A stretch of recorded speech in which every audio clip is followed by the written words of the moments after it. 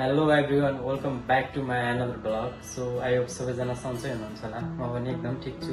मैले फेरि अर्को भिडियो लिएर आएको छु। सो अस्तिको भिडियोमा चाहिँ सबैजनाहरूले माया गर्नुभएको थियो, राम्रो बनाउनुपर्छ, अझै राम्रो गरोस् यताउता भनेर।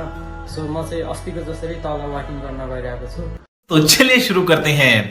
सो म चाहिँ वाकिङ गर्न आइसकेको छु भनौँ न। अस्ति चाहिँ म एक्लै आएको थिएँ, आज चाहिँ मेरो साथमा अङ्कल पनि आउनुभएको। अनि उहाँले चाहिँ प्रायः एभ्रिडे 20-25 राउन्ड जति लानुहुन्छ क्या। म पनि उहाँकै साथमा वाकिङ गरिरहेको छु भनौँ न। तर यो म यहाँ आएपछि हुन्छ नि, भिडियो गर्दाखेरि माथि यताउताबाट खाइपुग्यो, गाडुङ गुडुङ चाराङ चुरुङ चराचुरुङ सबैको ठुलो धेरै ठुलो साउन्ड आउँछ नि, के भनौँ क्या। तर पनि अब बनाउनु पऱ्यो। मसँग त्यो माइक्रोफोन छैन क्या, यदि त्यो भएको भए चाहिँ राम्रो हुन्थ्यो होला भनौँ न। तर हामी राउन्ड मारिरहेछौँ, यसै गरेर यताउता गरेर त्यो कुर्सी छ त्यहाँ चाहिँ बस्नुपर्छ, किनकि गाह्रो हुन्छ।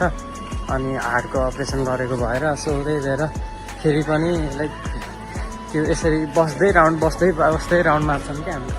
A few moments later. So मेरो चाहिँ 13 राउन्ड पुगिसक्यो होइन। उहाँ चाहिँ मेरो अङ्कल हो, गाउँको मान्छे हो, 3 तलामै काम गर्छन्। आज चाहिँ कसरी कहाँबाट भेटेर थाहा छैन फेरि होइन।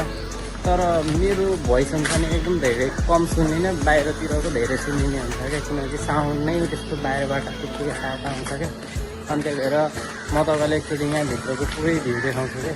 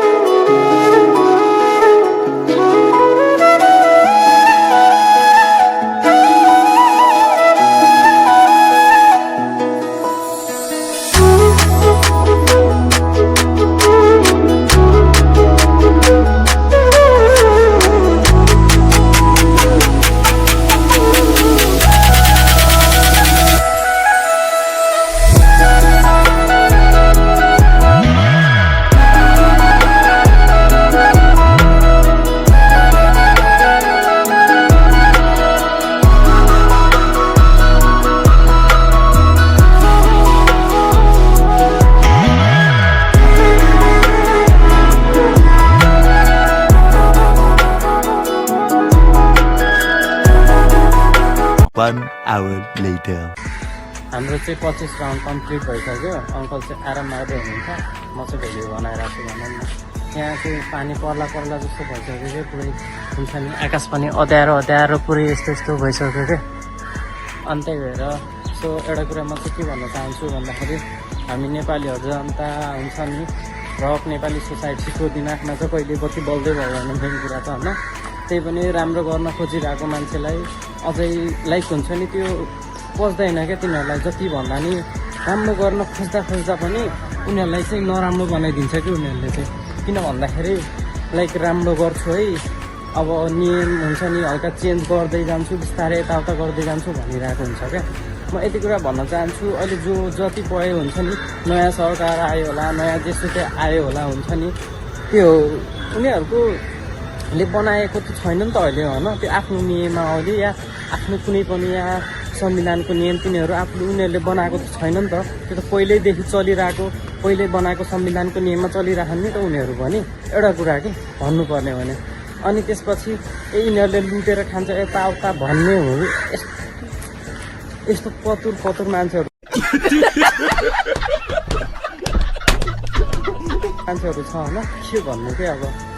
यति चाहिँ म ढुक्कका साथ भन्न सक्छु होइन, यदि हाम्रो त्यो नेपाली जनताहरूको दिमागमा हुन्छ नि यो नेताहरूले लुटेर खाला, अब पहिलादेखि जस्तो हुन्छ यताउता, त्यो तिनीहरूको त्यो हुन्छ नि थट एकदम धेरै के भनौँ के छोडिदिउँ होइन। तर म यति चाहिँ ढुक्कका साथ भन्न सक्छु उनीहरूको दिमागमा चाहिँ त्यस्तो ब्याड इन्टेन्सन चाहिँ छैन। किन भनेपछि लाइक देश बनाउँछु, राम्रो गर्नुपर्छ, एउटा हाम्रो देश भनेपछि चिनाउनुपर्छ। अन्तर्राष्ट्रिय वर्ल्ड कप हुन्छ नि, वर्ल्ड कपमा जस्तै अहिले फुटबल चलिरहेको छ, त्यो फुटबलमा पनि हाम्रो यदि कन्ट्रीले फुटबल खेलेको भए हामीलाई कति गर्व फिल हुन्थ्यो, एउटा प्राउड फिल हुन्थ्यो क्या। सो त्यही भएर त्यही हो, अब धेरै के नै भनौँ र होइन। सो त्यति राम्रो तरिकाले बोल्न पनि आइरहेको छैन, बोल्न पनि सकिरहेको छैन होला म चाहिँ। अनि बाइ द वे आफ्नो लाइक हुन्छ नि कामहरू चाहिँ गर्नु पऱ्यो, के गर्नु यस्तै छ, कामहरू गरेर खानु पऱ्यो भनौँ न। फेरि म यहाँदेखि यताउता मात्रै राउन्ड हानिरहेको छु क्या। अनि अब जग्गाहरू पनि छैन नि त, त्यही भएर अब के भनौँ, जे जस्तो भए पनि अब एडजस्ट गर्नु पऱ्यो भनौँ न। सकिन्छ भने, सकिँदैन भने त त्यो अलग्गै कुरो भइहाल्यो। सो बाइ द वे जे जस्तो भए पनि म चाहिँ के भन्न चाहन्छु भन्दाखेरि, मैले त्यति राम्रो तरिकाले बोल्न आउँदैन होइन, भिडियो बनाउँदाखेरि राम्रो तरिकाले नभएको हुनसक्छ होला। सो मेरो मनैदेखि होइन हुन्छ नि, यदि कुनै नराम्रो यदि कहीँनिर मिस्टेक भएको छ भने कमेन्ट गरिदिनु होला। सो अनि त्यसपछि मेरो जुन तरिकाको बोल्ने हुन्छ नि, यहाँनिर यस्तो बोल्दा यति राम्रो हुन्छ है भनेर तपाईँहरूले एकदम भनिदिनु होला होइन। अनि त्यही हो, बाइ द वे अब युट्युबलाई चाहिँ सब्सक्राइब गरिदिनु होला please, this is my humble request होइन। सो इग्नोर नगरिदिनु होला, म पनि एकदिन ठुलो कन्टेन्ट, एकदिन भनौँ न हुँदैन कि एकदम ठुलो कन्टेन्ट क्रिएटर बन्ने मेरो सपना।